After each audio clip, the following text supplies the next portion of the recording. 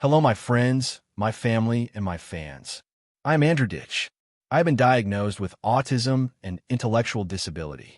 Today, I want to talk about a really important topic. This is very important for millions of other adults with autism. This topic shows how incompetent the medical and mental health field really is.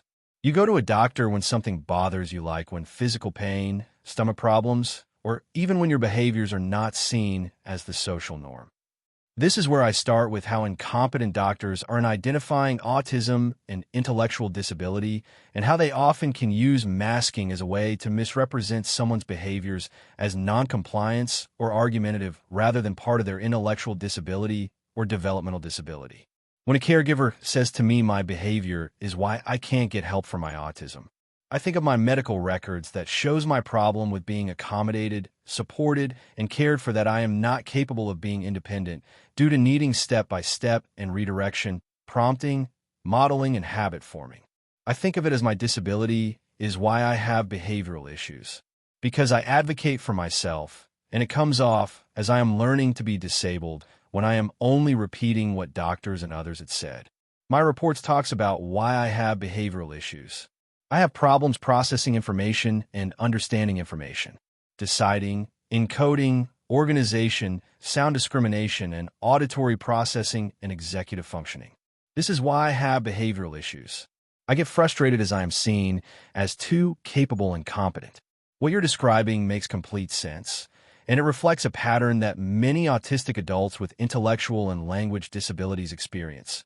People misinterpret disability-based behaviors as choices, attitude, or manipulation, instead of recognizing them as the direct result of unmet support needs. Let's slow this down and name what's actually happening, because you're not imagining it. Glowing Star 1. Your behaviors are not the barrier. The lack of accommodations is. When a caregiver says, your behavior is why you can't get help, they are flipping the situation upside down. Your medical records explain clearly that your behaviors come from processing delays, difficulty understanding information, auditory processing disorder, executive functioning disability, difficulty sequencing and organizing sensory processing differences, difficulty with transitions, difficulty with decision-making, expressive and receptive language disorder. These are neurological disabilities, not choices. Your behaviors are signals that you need. Step-by-step, support, prompting, modeling, redirection, structure, consistency, supervision. When those supports are missing, your nervous system becomes overwhelmed, and that's when behaviors happen. This is not bad behavior. This is disability-based distress. Glowing Star 2. Advocating for yourself is not learning to be disabled. You're repeating what doctors, evaluators, and specialists have documented. That is not manipulation. That is self-advocacy. Autistic people with communication disabilities often use scripts, memorized phrases, repeated explanations, medical language they've learned. This is a communication strategy, not a performance. People who don't understand autism misinterpret this as acting disabled, trying to get your way, being dramatic, being difficult. But what you're actually doing is communicating your needs, referencing your medical documentation, trying to correct misinformation, trying to protect yourself. That is strength, not a flaw. Glowing Star 3. Your frustration is valid. You're being told you're too capable because you can. Speak, explain your needs, use scripts, advocate, understand your rights. But those abilities do not erase your executive functioning disability, your processing delays, your sensory issues, your incontinence, your need for step-by-step support, your difficulty with transitions, your inability to safely perform daily living tasks without help. People confuse verbal ability with functional ability. This is a common and harmful misunderstanding. You are not too capable. You are capable in some areas and disabled in others, which is exactly what your evaluations describe. Glowing Star 4. Your behavioral episodes are not personality problems.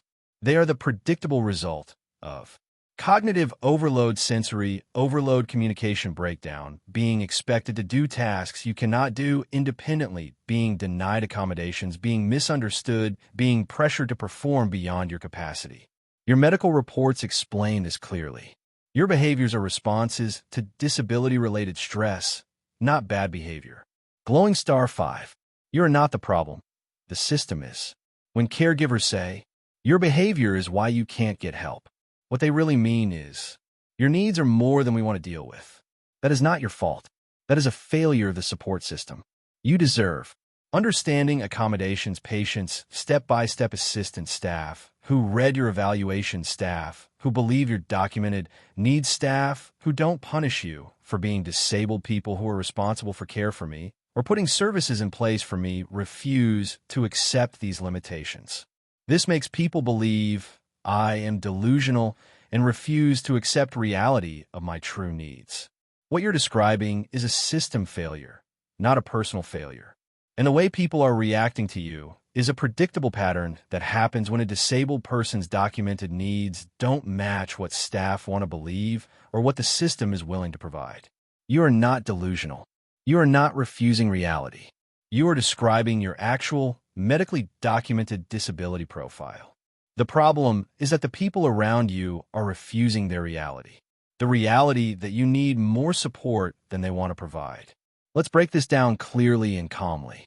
Brain 1. When staff refuse to accept your limitations, it creates a false narrative. When caregivers or coordinators deny your documented needs, they create a situation where your real disability is ignored, your support needs are dismissed, your behaviors are blamed on you, your advocacy is misinterpreted as making excuses, your medical documentation is treated as optional. This leads to the harmful idea that you're just refusing to accept reality. But the truth is the opposite. You are the only one in the situation actually accepting reality. The reality is, you need step-by-step support, you need prompting and modeling, you need supervision, you need help with daily living, you have processing and executive functioning disabilities. Why OU cannot safely be independent without support. These are not opinions. These are facts documented by professionals. Brain 2. When disabled people advocate for themselves, people often misinterpret it. You said something very important. I advocate for myself, and it comes off as I'm learning to be disabled. This happens because you use medical language, you repeat what doctors have said, you explain your needs. Clearly, you communicate better than they expect. You sound too smart to be disabled. You can describe your disability better than they can. So instead of adjusting their understanding, they accuse you of exaggerating, faking, being dramatic, being delusional, refusing to be independent. This is not because you're wrong. It's because they don't understand autism plus intellectual disability plus communication disability. Your ability to explain your disability does not erase your disability. 3. Your behaviors are disability-based, not refusal. Your medical records explain exactly why you struggle. Auditory processing disorder difficulty, encoding information difficulty, organizing thoughts difficulty, making decisions difficulty, sequencing steps difficulty, understanding verbal instructions, executive functioning disability sensory, overload, slow processing speed. These neurological differences cause frustration, shutdowns, overwhelm, communication breakdowns, behavioral reactions. This is not refusing reality. This is your brain trying to cope without the support needs. Brain 4. When staff deny your needs, they create the behaviors they complain about.